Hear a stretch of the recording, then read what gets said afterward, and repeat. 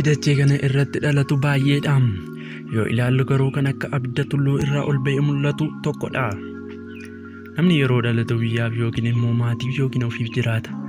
Kan utuu ofiifis ta'e biyyaafis maatiifis hin jiraatin akkasumaan dhalatee hafu baay'eedha.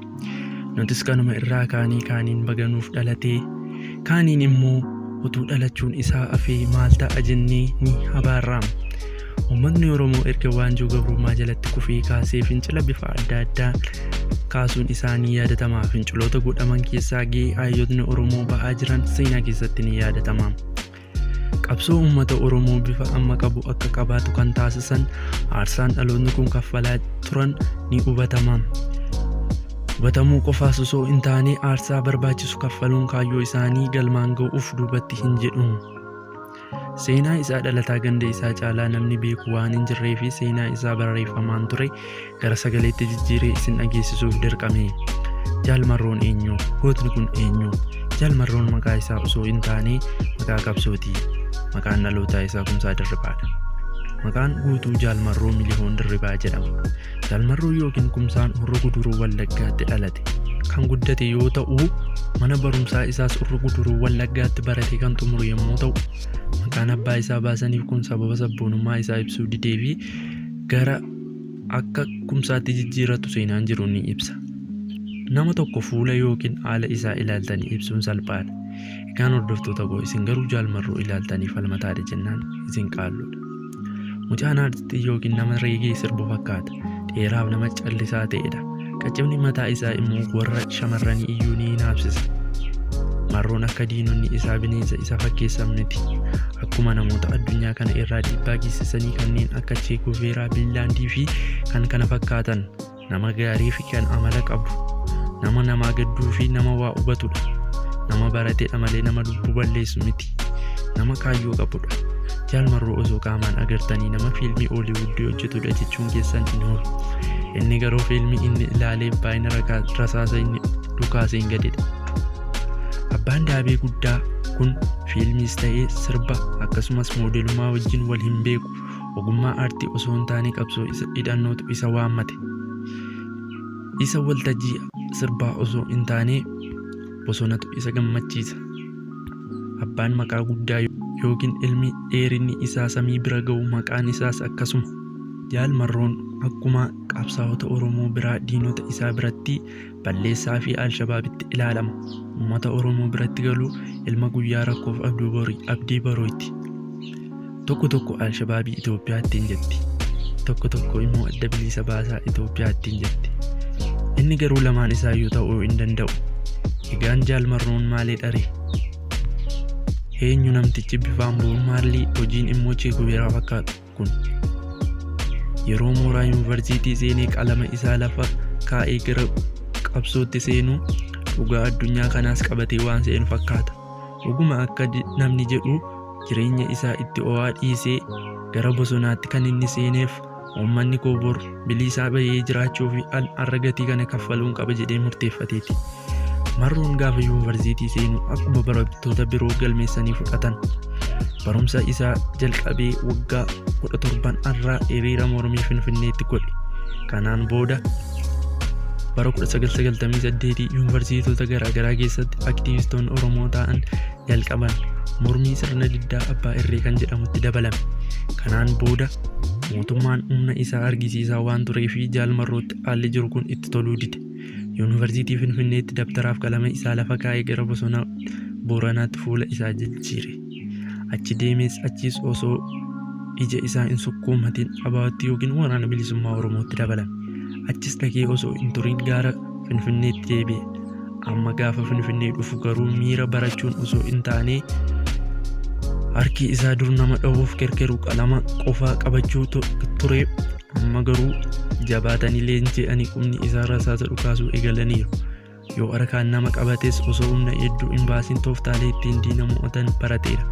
Finfinneetti erga deebi'ee booda aktiivistoota Oromoo maqaan qeerroo bilisummaa Oromiyaa jedhaman waliin hojjechuu jalqabe. Osoo baay'ee hin turinis basaastonni mootummaa caasaa kana balleessan. Kan akka Tasfaa'uu Camadaa fi Masfin Abbabaa yeroo sanatti hidhanii turan. Jaalmarroon garuu jalaa miliqee ammas gara kibbaatti sokke. Amma garuu Wallaggaa yookiin Booranatti lafa inni deeme. Namoota afaan isaatiin dubbatanii magaalaa guddoo Naayiroobi inni deeme. Bakki inni deeme. Achi geesse osoo hin turin waraanni bilisummaa Oromoo waamicha godhanii fi fudhatee gara Booranaatti deebi'e. Ifaaf ifatti qabsoo hidhannoo keessa deebii hin qabne jalqabe. Haala kanaan Marroon har'a dhalate jechuudha. Akka lakkoofsa warra Habashaatti bara 2001 rakkoo waraana bilisummaa Oromoo gidduutti mudateen waraanni bilisummaa Oromoo bakka lamatti qoodamuu gareen Kamaal Galchuutiin durfamuu karaa kibba ba'aa Booranaa keessatti raayyaa ittisa biyyaa waliin wal waraanan. Sanaanis raayyaan ittisa biyyaa baay'ina waan qabanii fi waraana bilisummaa Oromoo achi jiran injifatee ture. Marroonis ofii isaatii gara Ugaandaatti baqatee mootummaa Itoophiyaas Marroo akka dabarsanii kennaniif gaafate. Mootummaan Ugaandaa kennuu didee heera biyya isaatiin waggaa 1 ji'a 6tti murtaa'e. Mana hidhaa Ugaandaa deebi'ee gaafa mana hidhaatii ba'u Marroon fuula isaa gara Eertiraatti deeffate. Yeroo sana Abiyyis hin jiru ture. Itoophiyaa fi Eertiraan walitti hin araaramne ture. Nama mootummaa Itoophiyaa mormuu hunda harka bal'ifattee fudhataa turte. Sanaan booda Marroon Eertiraatti hooggantoota waraana bilisummaa Oromoo waliin wal arge. Yeroo Marroon mana hidhaa Ugaandaa turetti ajajaan zoonii lixaa hoogganaan zoonii lixaa kan ture Jaallaggasaa wajjin yeroo sana itti wareegamee ture. Kana irraan kan ka'e waraanni bilisummaa Oromoo achi irra turanis faffaca'an.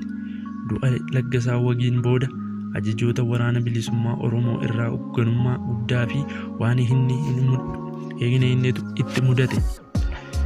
Kunis innis du'a Jaallaggasaa wajjiin kan faca'anii akka walitti qabu ajajame. Innis mudhii isaa hidhatee erga afuura guddaa sagalee dhageessiseen booda gara Itoophiyaatti imaluu jalqabe.